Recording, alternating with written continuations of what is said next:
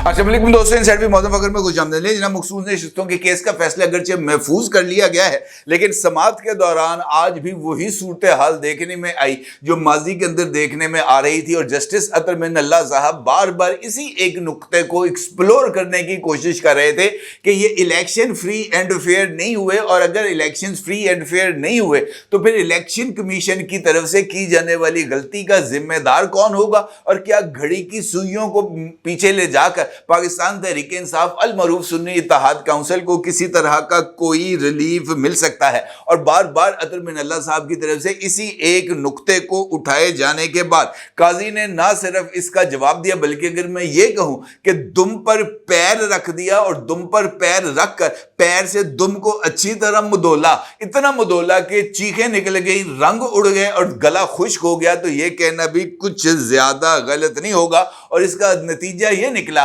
कि केस के इख्तिताम पर जब सलमान अकरम राजा साहब अपनी फाइलें फूलें समेट रहे थे और जस्टिस काजी फायज ईसा साहब, जस्टिस मुनीब अख्तर और जस्टिस मंसूर अली शाह साहब से मुशावरत कर रहे थे, तो इस मौके पर जनाब अतर मिनल्लाह साहब ने एक मुख्तसर तकरीर करते हुए जस्टिस काजी फायज ईसा साहब की हाँ में हाँ मिलाकर सबको ना सिर्फ हैरान कर दिया, बल्कि बहुत सारे लोग इस बात को सोचने पर मजबूर हो गए कि क्या जस्टिस अतर मिनल्लाह साहब ने पार्टी बदल ली है। इस सारी सूरत हाल पर बात करना बहुत ही ज्यादा जरूरी है, और खास तौर पर यह सवालात कि जनाब इस केस का फैसला क्या आएगा, क्या पाकिस्तान तहरीक इंसाफ अल मरूफ सुन्नी इत्तेहाद काउंसिल को मखसूस नशिस्तें मिल जाएंगी, इसका जायजा लेना बहुत ही ज्यादा जरूरी है। और अगर हमने इस तमाम सवालात का जवाब हासिल करना है तो फिर हमें आज की समाअत, जो कि बहुत ही ज्यादा इंपॉर्टेंस की हामिल थी, इसका जायजा लेना बहुत ही ज्यादा जरूरी है। समाअत के आगाज पर सुन्नी इत्तेहाद काउंसिल के वकील जनाब फैसल सिद्दीकी साहब ने अपना जवाब दाखिल करना था, और इस हवाले से रोस्ट्रम पर आते ही जनाब फैसल सिद्दीकी साहब ने अदालत को मुखातब करते हुए कहा कि जनाब मैं आपका ज्यादा वक्त नहीं लूंगा, सिर्फ 15 मिनट के अंदर जवाब मुकम्मल करूंगा। और उनका यह कहना था कि आर्टिकल 218 के तहत देखना है कि क्या इलेक्शन कमीशन ने अपनी जिम्मेदारियां शफाफ तरीके से अदा की या नहीं। साबित करूंगा कि इलेक्शन कमीशन ने अपनी जिम्मेदारियां मुकम्मल नहीं की। केस बहुत ही ज्यादा सिंपल है, सीधा है कि सुन्नी इत्तेहाद काउंसिल को मखसूस नशिस्तें दी जा सकती हैं या मखसूस नशिस्तें दी जा नहीं सकती। इलेक्शन कमीशन की तरफ से मौक़िफ़ अपनाया गया है कि सुन्नी इत्तेहाद काउंसिल को मखसूस नशिस्तें अलॉट नहीं की जा सकती, क्योंकि सुन्नी इत्तेहाद काउंसिल ने इंतखाबात में हिस्सा नहीं लिया और मखसूस नशिस्तों की फहरिस्त जमा नहीं कराई। इस हवाले से फैसल सिद्दीकी साहब ने यह कहना था कि मैं 2018 के इंतखाबात की एक मिसाल के तौर पर सबूत आपकी खिदमत में पेश करना चाहता हूं, जहां पर खैबर पख्तूनख्वा की असम्बली से उस जमात को मखसूस नशिस्तें अलॉट की गई जिसने खैबर पख्तूनख्वा के अंदर कोई इलेक्शन नहीं लड़ा था, और जनरल इलेक्शंस के अंदर खैबर पख्तूनख्वा के अंदर कोई एक उम्मीदवार भी उसकी तरफ से खड़ा नहीं किया गया था। लेकिन इसके बावजूद बलूचिस्तान अवामी पार्टी की वहां पर 3 आज़ाद अरकान ने शमूलियत इख्तियार की, जिसके अगेंस्ट उनको एक विमेन सीट अलॉट की गई, और हमारा केस भी जो है वो बलूचिस्तान अवामी पार्टी से ही मिलता जुलता है, जिस पर जनाब जस्टिस इरफान सादत साहब ने उनको रोका और उनसे कहा कि जनाब ऐसा ना कहें, आपका ये केस उनसे नहीं मिलता। इसके ऊपर जनाब जस्टिस जमाल खान मंदोखेल ने कहा कि जनाब बलूचिस्तान अवामी पार्टी ने इलेक्शन में हिस्सा लिया या नहीं लिया। आप इस बात का जवाब दें कि क्या इलेक्शन कमीशन का वो फैसला आइन से मुताबिकत रखता था, आइन के तहत था। क्या जो है बलूचिस्तान अवामी पार्टी को इलेक्शन कमीशन ऑफ पाकिस्तान की तरफ से मखसूस नशिस्तें देने का फैसला दुरुस्त था। तो इसके ऊपर जनाब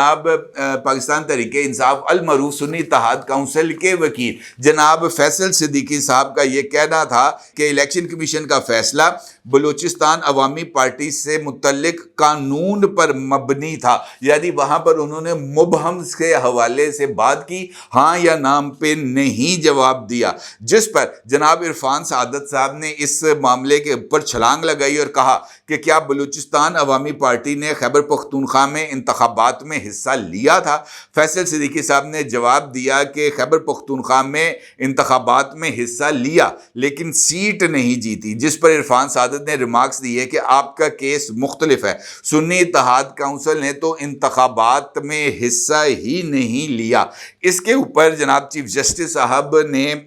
جو ہے وہ انٹری ڈالی اور کہا کہ آپ چاہتے ہیں کہ سپریم کورٹ جوڈیشل نوٹس لے، اگر نہیں تو ذکر کیوں کر رہے ہیں؟ آپ چاہتے ہیں کہ 2018 کے انتخابات کے حوالے سے کیس لیں تو لے لیتے ہیں، لیکن سپریم کورٹ 2018 کے انتخابات کے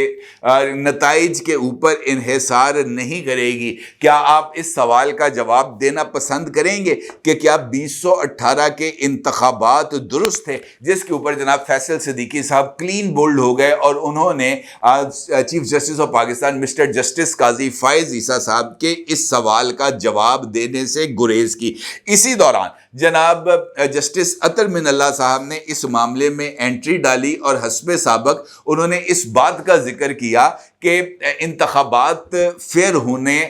کے اوپر ایک بہت بڑا کویسچن مارک موجود ہے۔ اگر انتخابات فیئر نہیں ہوئے تو اس کا مطلب یہ ہے کہ الیکشن کمیشن آف پاکستان نے اپنا رول اچھے طریقے سے ادا نہیں کیا، چونکہ یہ معاملہ رائے دہندگان سے جا کر ملتا ہے، لہٰذا supreme court of Pakistan election commission of Pakistan کی طرف سے کی جانے والی غلطی کی نہ پردہ پوشی کرے گی اور نہ ہی اس کا وزن اٹھائے گی۔ سپریم کورٹ آف پاکستان رائے دہندگان کے حق کی محافظ بھی ہے اور اس کے حق کا تحفظ بھی کیا جائے گا، اور اس حوالے سے پھر جناب جو عطر من اللہ صاحب ہیں انہوں نے اس بات کا ذکر کیا کہ جناب ہم کسی بھی طریقے سے کوئی بھی غیر آئینی اقدام کو ہونے کی اجازت نہیں دے سکتے، جس کے اوپر جناب جسٹس قاضی فائز عیسیٰ صاحب ایک مرتبہ پھر میدان میں اترے اور انہوں نے پوچھا کہ کیا اگر انتخابات کے حوالے سے بات کی جائے گی تو کیا ہم پورا سچ نہیں بولیں گے؟ اگر الیکشن کمیشن 2018 میں درست تھا تو 2024 میں غلط کیسے ہو گیا؟ اگر آپ کو 2018 میں فائدہ دینے کے لیے الیکشن کمیشن نے تمام ضابطوں کے اوپر آنکھیں بند کیے رکھیں اور آپ کو آؤٹ آف دی وے جا کے اکاموڈیٹ کیا، تو پھر 2024 کے اندر آپ الیکشن کمیشن کے رول کے اوپر انگلی کیسے اٹھا سکتے ہیں؟ کیا یہ اخلاقی طور پر درست ہوگا؟ بعد ازاں چیف جسٹس نے وکیل سے دریافت کیا کیا سنی اتحاد کونسل جو ہے اس کے اندر صرف سنی ہی شامل ہو سکتے ہیں، جس پر وکیل نے جواب دیا کہ سنی اتحاد کونسل میں تمام مسلمان جو ہے وہ شامل ہو سکتے ہیں۔ اس موقع پر چیف جسٹس نے ریمارکس دیے، اس اعتبار سے سنی اتحاد کونسل کو کوئی نشست ہی نہیں ملنی چاہیے، سنی اتحاد کونسل کی کوئی جنرل سیٹ نہیں تو آپ کے دلائل کے مطابق مخصوص نشست کیسے مل سکتی ہے؟ اس پر فیصل صدیقی کا یہ کہنا تھا کہ مخصوص نشستیں غیر متناسب نمائندگی کے اصول کے مطابق نہیں دی جا سکتی، جنہیں آزاد کہا جا رہا ہے وہ آزاد نہیں، جس پر جسٹس قاضی فائز عیسیٰ نے ریمارکس دیے کہ آپ اپنے خلاف ہی دلائل دے رہے ہیں۔ اس پر پھر جناب عطر من اللہ صاحب نے ریمارکس دیے کہ ووٹ اور ووٹر کے حق پر کوئی دلائل نہیں دے رہا، الیکشن کمیشن اپنی نیک نیتی ثابت کرنے کے لیے ڈیٹا نہیں دے رہا کہ انتخابات شفاف ہوئے، ایک سیاسی جماعت کو انتخابات سے باہر نکالا گیا۔ آرٹیکل 51 سیاسی جماعتوں کے حقوق کو یقینی بناتا ہے اور سال 2018 کے انتخابات پر بھی سوال ہے، کیا وہی کچھ دوبارہ کرنے دیں کیونکہ 2018 میں بھی وہی کچھ ہوا تھا؟ یعنی موقع ملتے ہی جناب جسٹس عطر من اللہ صاحب جسٹس قاضی فائز عیسیٰ صاحب کے سوالات کا جواب دینے میدان میں آئے، اور پھر جناب جسٹس قاضی فائز عیسیٰ صاحب نے ایک مرتبہ پھر ان سے کہا کہ اگر ہمارے محترم ساتھی اور ہمارے وکلاء یہ چاہتے ہیں کہ 2018 کے انتخابات کا بھی جائزہ لے تو ہم اس کے لیے تیار ہیں، ہم 2018 سے ہی انتخابی عمل کے اندر الیکشن کمیشن کے رول کے آغاز کے تعین کا فیصلہ کر لیتے ہیں اور پھر وہیں سے سلسلے کو آگے بڑھاتے ہوئے 2024 تک آتے ہیں، اور پھر اس دوران جو کچھ ہوا اس کو پھر ہم کریکٹ کرنے کی کوشش تو نہیں کریں گے، البتہ نل اینڈ وائڈ ضرور کر سکتے ہیں۔ اور یہ ایک ایسا نقطہ تھا جہاں سے پاکستان تحریک انصاف کے وکلاء اور पाकिस्तान तहरीके इंसाफ के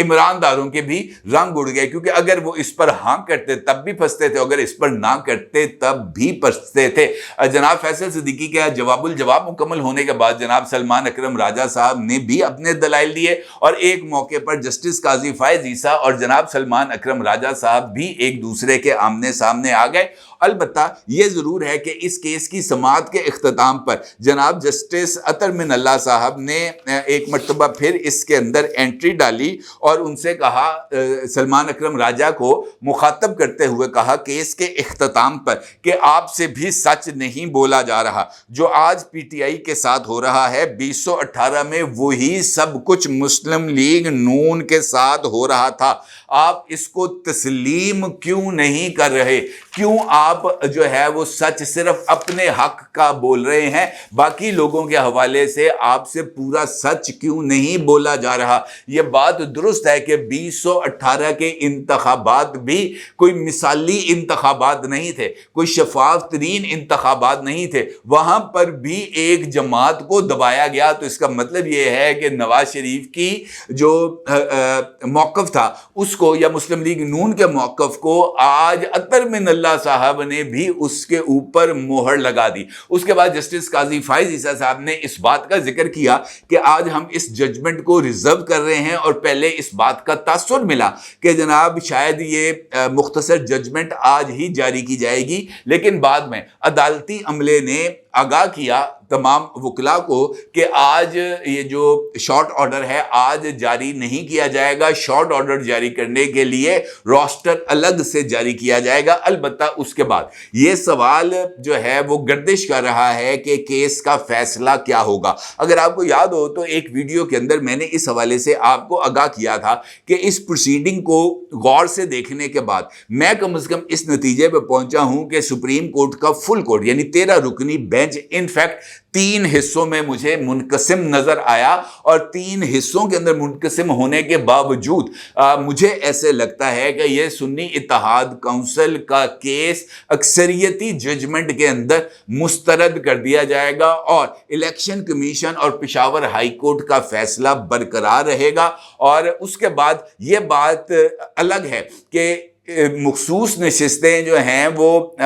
हुक्मरान इत्तेहाद को मिलेंगी, खाली छोड़ी जाएंगी, या जो है वो पीटीआई को मिलेंगी यानी सुन्नी इत्तेहाद काउंसिल को मिलेंगी, ये एक अलग बहस है। अलबत्ता ये बात ज़रूर है कि इस बात को इस्टेब्लिश कर दिया जाएगा कि सुन्नी इत्तेहाद काउंसिल चूँकि इलेक्शन ही नहीं लड़ी लिहाजा उसको मखसूस नशिस्तें नहीं दी जा सकती। दूसरा नुक्ता कि क्या सुन्नी इत्तेहाद काउंसिल को ना मिलने वाली नशिस्तें बाकी जमातों में तकसीम की जाएंगी, तो इसका फैसला भी मुझे ऐसे लगता है कि अक्सरियती फैसला इसी बात के हक में आएगा कि वो मखसूस नशिस्तें पार्लियामेंट की दीगर जमातों में तकसीम की जाएंगी, क्योंकि अगर वो जमात एग्जिस्ट ही नहीं करती, उस जमात ने इलेक्शन ही नहीं लड़ा और आइन इस हवाले से बहुत ही ज्यादा वाज़ेह है, तो फिर प्रोपोर्शनल रिप्रेजेंटेशन के असूल के तहत जो आज़ाद अरकान हैं चाहे वो अक्सरियत में भी क्यों ना हो उनको मखसूस और अकलियती नशिस्तें अलॉट नहीं की जा सकती। ये बात तय है। अगर 340 के 372 के ईवान में 350 अरकान भी आज़ाद हों तब भी मखसूस नशिस्तें उसी अकलियत को अलॉट की जाएंगी जिनके पास इंतखाबी निशान होगा, जो इंतखाबी सियासत के अंदर किसी भी सियासी जमात की टिकट से मुंतखब होकर ईवान में आएंगी। लिहाजा मुझे ऐसे लगता है कि इसमें भी फैसला हुक्मरान इत्तेहाद के हक में ही आएगा और हुक्मरान इत्तेहाद को 2/3 अक्सरियत मिल जाएगी। अलबत्ता एक सोच ये भी मुझे नजर आई इसी समाअत के दौरान कि शायद इस तरह का कोई फार्मूला भी किया जा सकता है कि अगर